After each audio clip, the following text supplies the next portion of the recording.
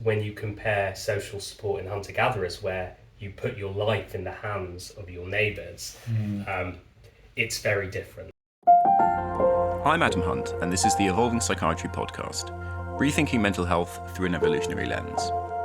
Share it with the people who matter, like it if you like it, subscribe if you want to hear more.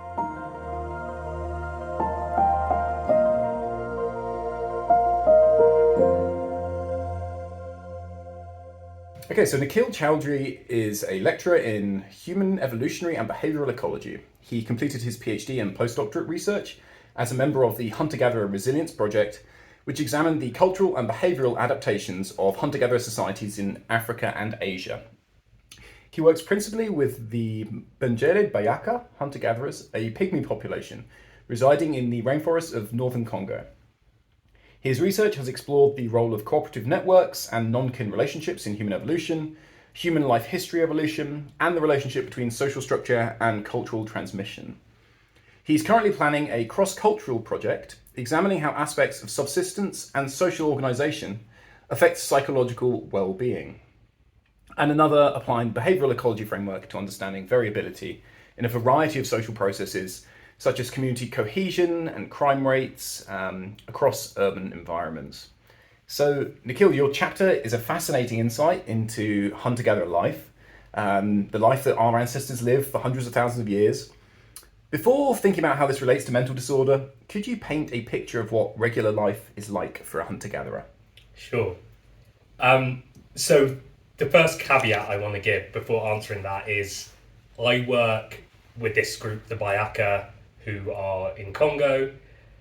There are several contemporary hunter-gatherer societies across the world, and I think it's important when we say how hunter-gatherers live, we don't assume they all live in the same way and they're exactly the same. You know, it's like, I guess if I asked you, how do Europeans live, or how do people living in market economies live? Of course, there's so much variation, but because they are reliant on hunting and gathering, and from an evolutionary perspective and a behavioural ecology perspective, we think how people gather resources from the environment is one of the main determinants of how societies are structured.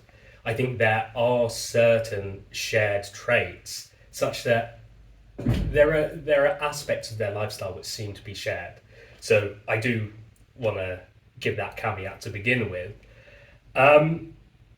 So really, to understand how they live day to day, we need to just first recognize what a hunter-gatherer is, and fundamentally it's that they don't practice cultivation, and they are foraging from the environment on a day-to-day basis. And principally we study immediate return hunter-gatherers. So this means they have no food storage mechanisms, and on a day-to-day basis they're going out, they're getting food, they're consuming it, and then the next day they're going out again.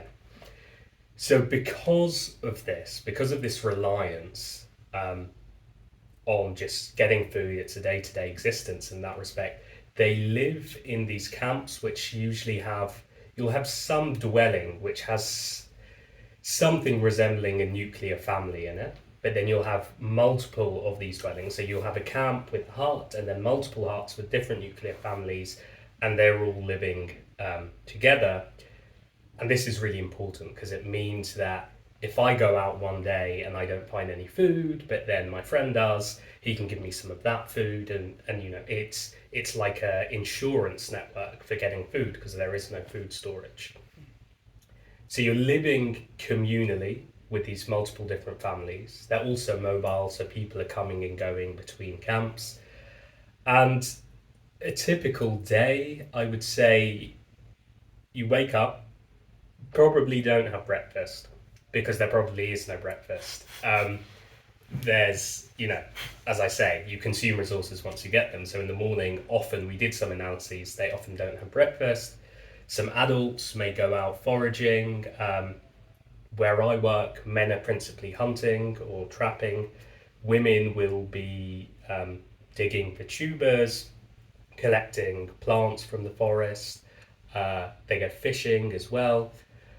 And sometimes families will go honey collecting together. So the adults are going out foraging, The kids are quite independent, so they will hang around with each other in these, we call them play groups. It's basically children from as young as 2 who are not breastfeeding, so constantly throughout the day, all the way up to, 16-year-olds. They are hanging around, they're exploring, going into the forest themselves, and they are learning by interacting with the environment. So it's a lot of fun being a hunter-gatherer kid. You're just spending the day with your friends, messing around, playing games, but Wow. in that you were learning. And then the kids will also forage a bit. They might come back with fruits or something which doesn't require as much skill and strength to gain. And then the babies will either go out with their mothers foraging, or they'll stay in camp with other adults who are not going out foraging that day. But I guess that is a typical day in the life of a hunter-gatherer. Wow. Yeah. So yeah, it sounds very different.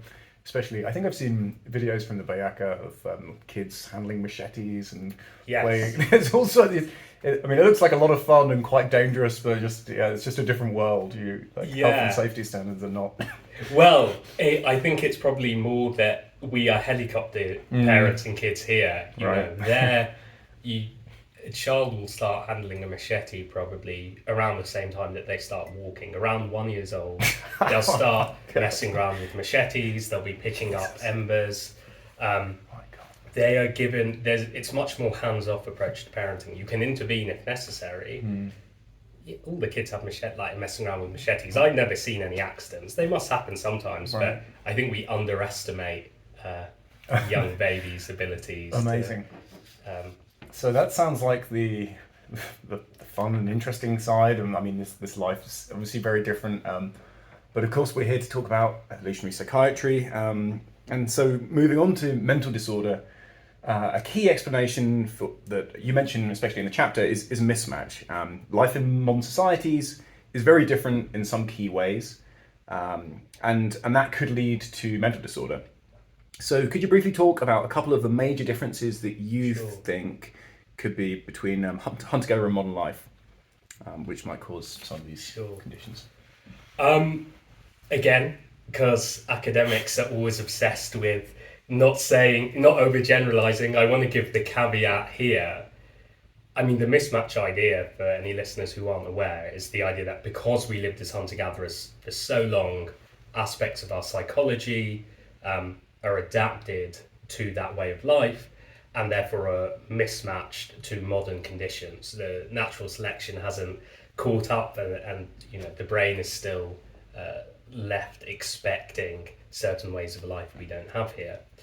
Now, a lot of evolutionary scientists will say, well, the brain is very plastic, so mismatch it's ignoring the fact that our brain can adjust and takes early life as a sort of examination of the environment and then set certain developmental trajectories accordingly.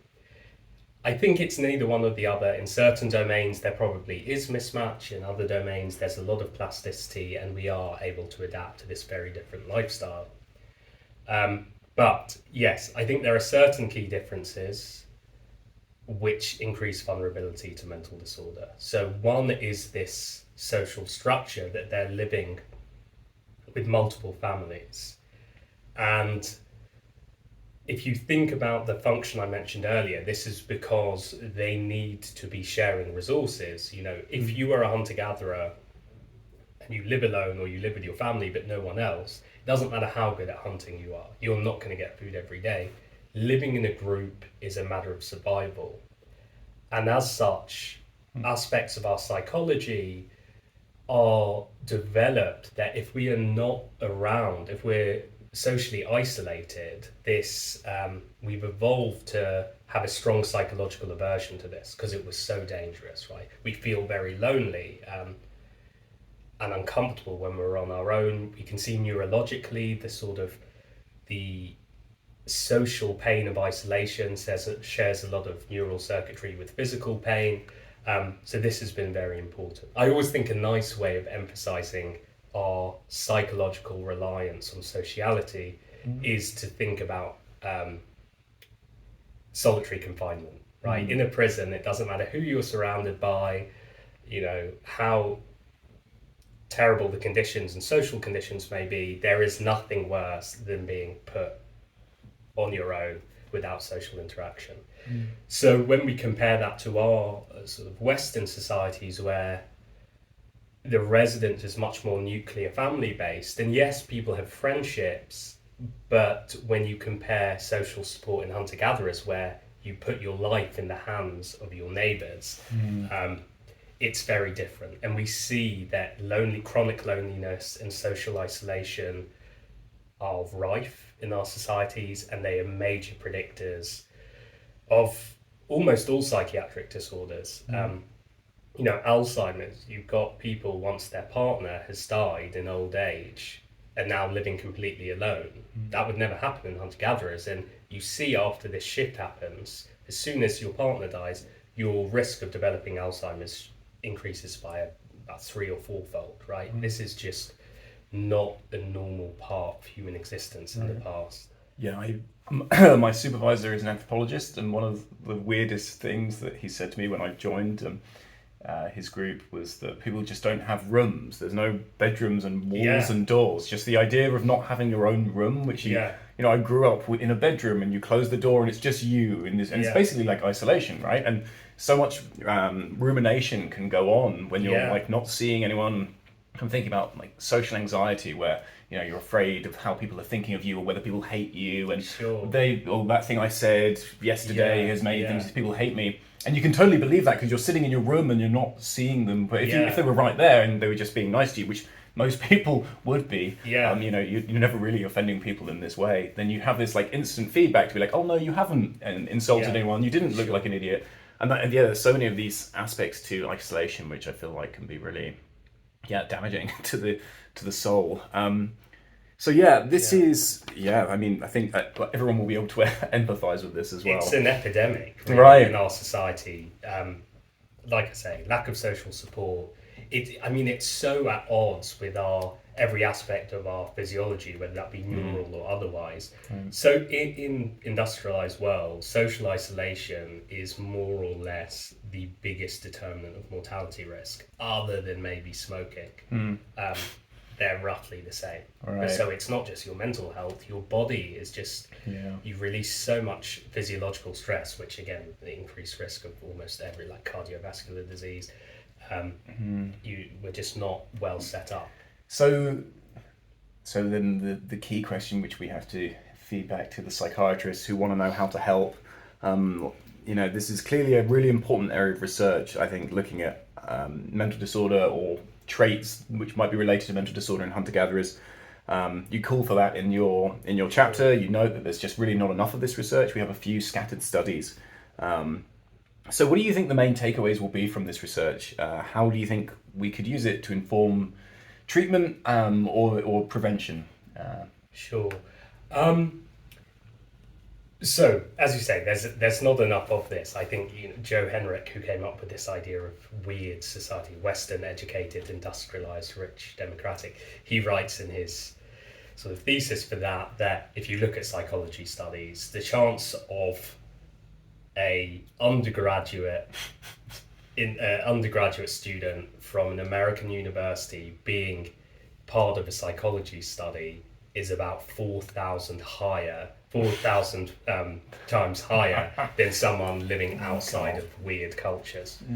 So I think there's a lot to learn just about alternatives in the way people live, particularly given that actually the way we're living in the industrialized West is very anomalous when we think about how humans have lived across space and time. So if we go to these other societies, I think hunter-gatherers in particular, given that that's how we lived for so long, I think we can look at patterns of how they are living, and the first step is really trying to measure how prevalent different disorders are there. And if we see that certain disorders are much less prevalent, we need to start untangling the causality. So to give an example, the hunter-gatherers I work with, they have these rituals very often where they're moving in synchrony and singing in synchrony. And we see this sort of intrinsic part of human nature manifest in when you look at football fans chanting, for example, or if you look in monotheistic religions, they're moving in synchrony or singing in church. Perhaps it's counterintuitive, like it's not intuitive, but there was this study where they got people with chronic mental illness and substance abuse issues just to sing together once a week for a year, and it had really positive effects. And I think finding those aspects which were really common in human evolutionary history and seem to be absent in our society, and then creating these intervention studies and seeing whether they actually have benefits. Right. There are these interesting studies now where you have an intervention where young mothers will baby wear, right? This fashion of wearing babies rather than taking them around in prams, wearing them in a harness, or infant massage. One of the things I'm working on at the moment, you see in hunter-gatherers, there's so much more skin-to-skin contact. And when you have these interventions in the West, not only does it benefit the child and the child development and can predict a lot of psychiatric morbidity in later life, it also protects the mother from postnatal depression, reduces physiological stress. So I think it's about finding those differences and then thinking about trying out interventions and really saying, well, we really haven't been living this way for a long time, and it's very different. That aspect's very different to how they're living. Let's see what happens if we do an intervention here. Yeah, this really reminds me of like corporate culture, and everyone's interested in getting their employees to feel part of a team and to get engaged with the business. But yeah, I mean, just looking at anthropology, I know that people use Dunbar's number a little bit for this to try and restrict the size of groups, but there's so many extra things like these rituals, right? When do you don't get together and sing in tandem with your office, but you can totally see how that would just bring you together in like this really base way, and it's actually a really simple intervention. It's really interesting. Yeah, I mean, it's a fascinating chapter. It's a fascinating subject. Thank you so much for talking to me.